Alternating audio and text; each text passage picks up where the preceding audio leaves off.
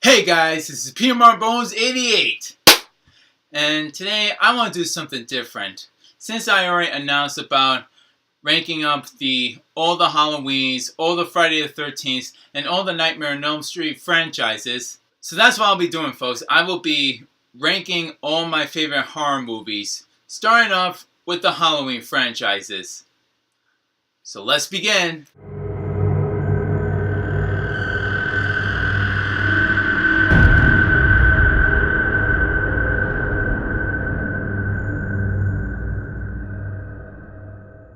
Number 10, Halloween Resurrection.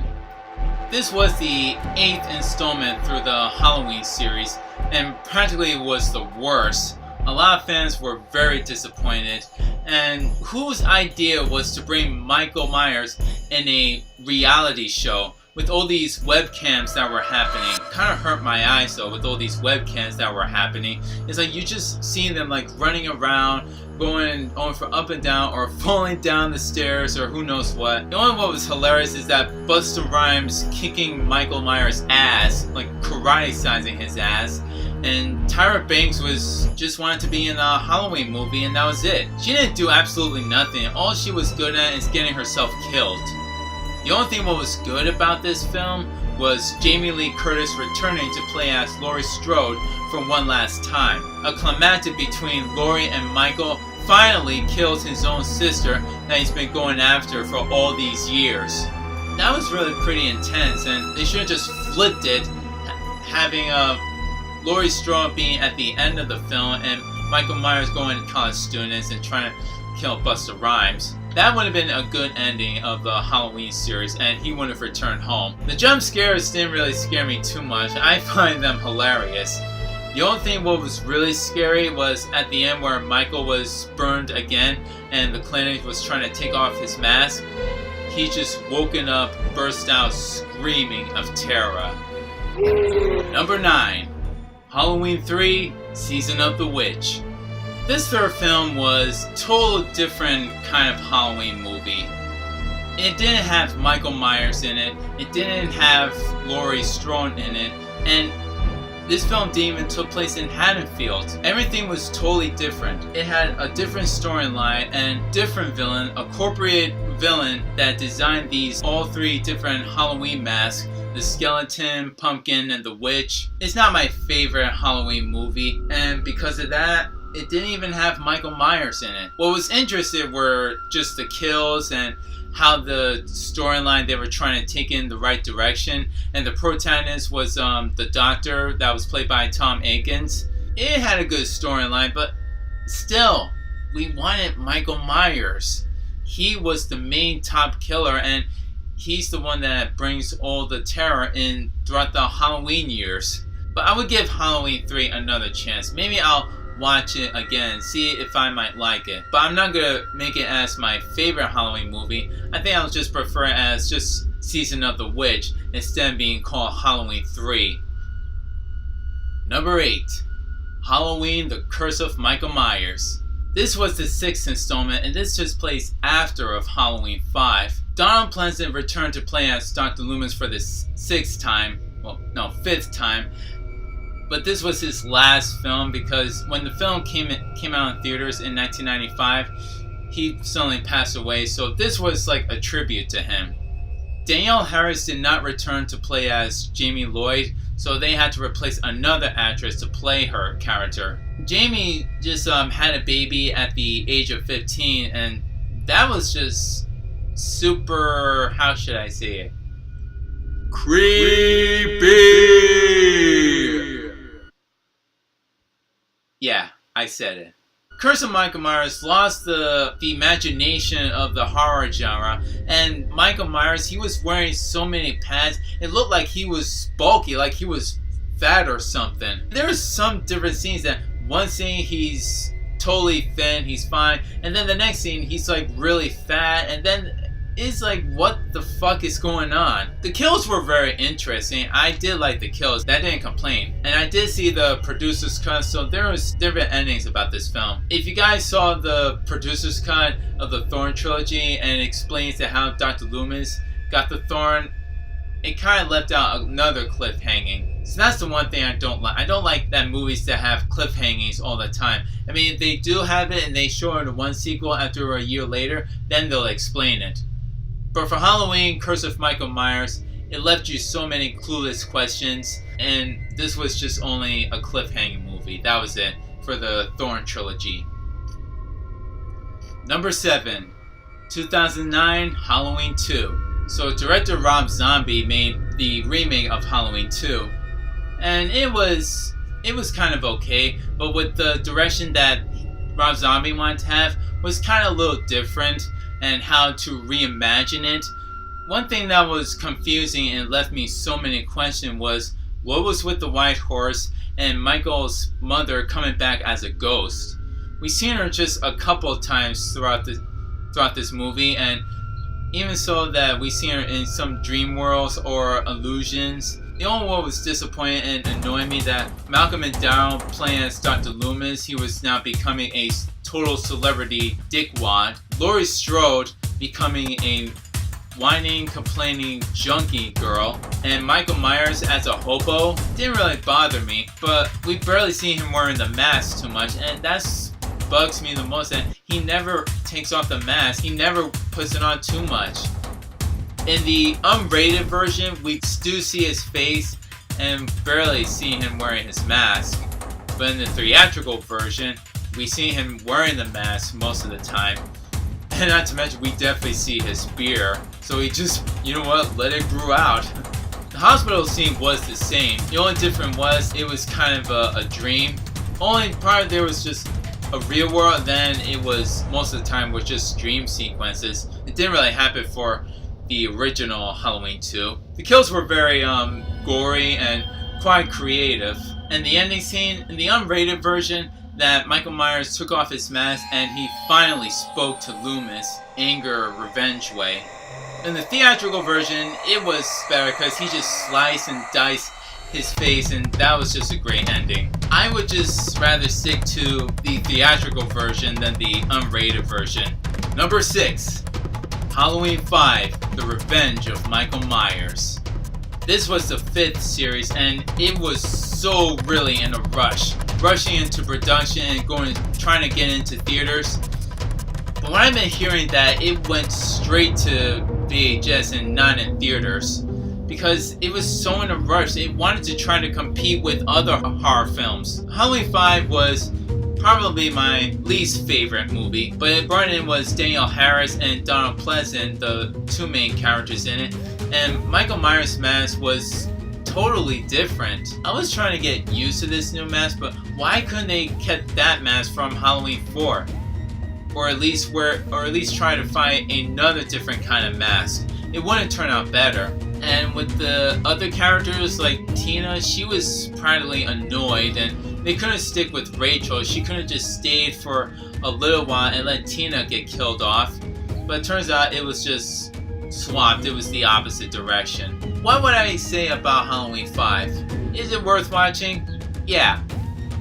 Another climactic scene once again is with Jamie trying to get in touch with Michael, and since Michael was trying to take off his mask, we kind of see his face, but one thing that bothered me, wasn't he burned in part 2? He couldn't have like a major 3rd degree burn because his hands and arms were burned, so how come his face was totally healed? What, does he have a healing factor like Wolverine? And Jamie Lloyd being as a mute, at the end of Halloween 4, that we turned out surprised that we thought Jamie was going to be the next killer, but it turns out that she was just a mute and that was it. Disappointed, but what are you gonna do, right?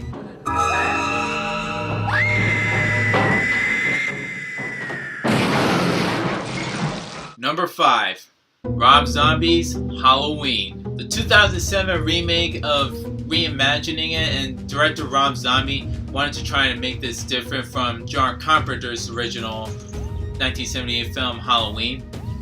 This time we see and discover Michael Myers' origin, that we see his family, that they're kind of rednecks and dysfunctional family, and how we discover that he's starting to want to start killing people, how he grew up in a mental hospital and meeting Dr. Loomis for the first time. That was a good start off with the story of how Michael Myers became a killer, and with the difference that we see Laurie's family just for the first time, just a little bit, but in the original we only see Laurie is her father and that was it. The kills were very gory and were very violent. That was really great. I love how Rob Zombie just reimagined this film.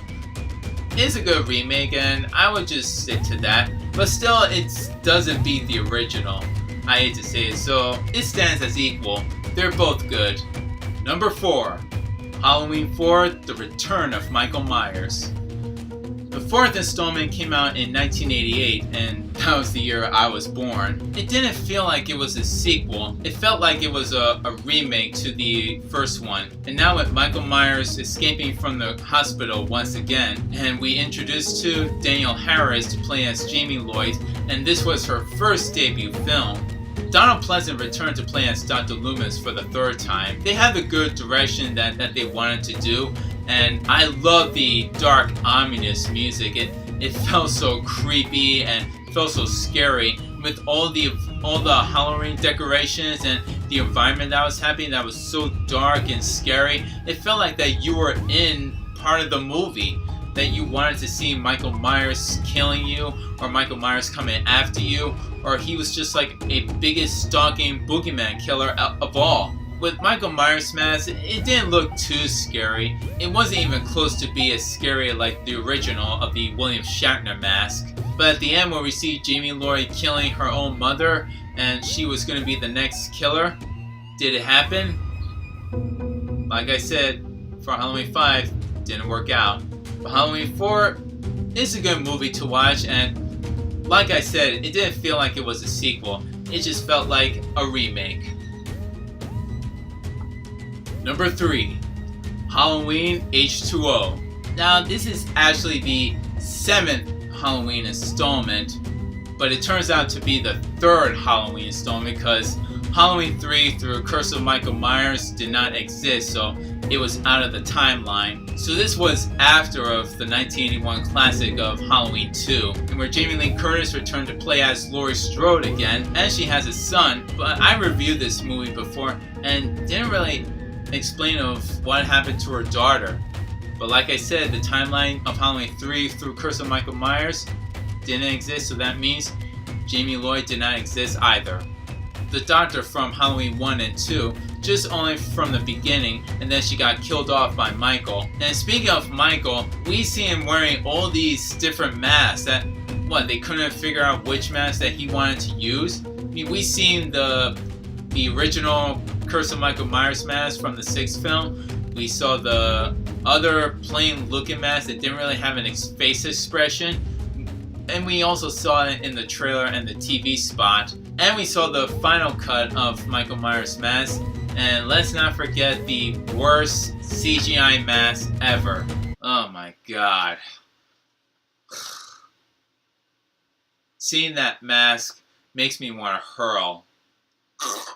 For H2O, it had a good storyline, and it has starred with LL Cool J, and he did not do a karate ass on Michael like Busta Rhymes did in Resurrection. And now Laurie Strode is finally kicking ass and getting ready to pulverize her own brother. At the end now we see is Laurie just killed Michael Myers, just chopped his head off. That was supposed to be a good finale. I would prefer H2O as a finale. Number 2, 1981's classic, Halloween 2. This was a continuation, and this was taking place in a hospital. The direction they were going for, that they wanted to make it much more bloody and gory. After with the Friday the 13th Part 2, they were trying to compete between Michael and Jason. Halloween 2, it wasn't supposed to be that very much bloodier, but I do love blood and gory movies. Don't get me wrong, I do love them. And with Laurie Strode having returning, and what I've been hearing, she's been wearing some wigs, because probably during the 80s that she decided, you know what, chop out all of her hair and just wear a boyish short hair. She still looked good in long hair, even though it was a wig, but it didn't bother me. Biggest finale is where Dr. Loomis kills Michael and sacrificing himself by exploring the hospital. Even so that Michael was still coming after Laurie, all burned into a crisp, he still dies. But like I said, and everyone's been saying a lot, that evil never dies. But Halloween 2 was really a good sequel and had its own Halloween imagination. And with the boogeyman himself, Michael Myers, just going out, killing, stalking, and the biggest discovery that Laurie and Michael were related. That was a good big climactic scene, epic scene ever. And number 1, 1978's classic John Carpenter's Halloween. For a low-budget film, it made a lot of huge money. Halloween was like practically the biggest classic movie ever. It introduced and stars with Jamie Lee Curtis to play as Laurie Strode and Donald Pleasant to play as Dr. Loomis. The movie was definitely about Michael Myers killing his own sister when he was a little boy, and he escaped from the hospital at the age of 21. And now he's stalking is Laurie Strode. Halloween was the first and the biggest movie, and how John Carpenter made this film became a class A of a horror genre. So there you have it, folks. Those are my top ranking of all the Halloween movies. So do you agree with my ranking, or is your ranking a little different? Comment down below and let me know. And this is P.M.R.Bonez88 signing off. His saying is, peace!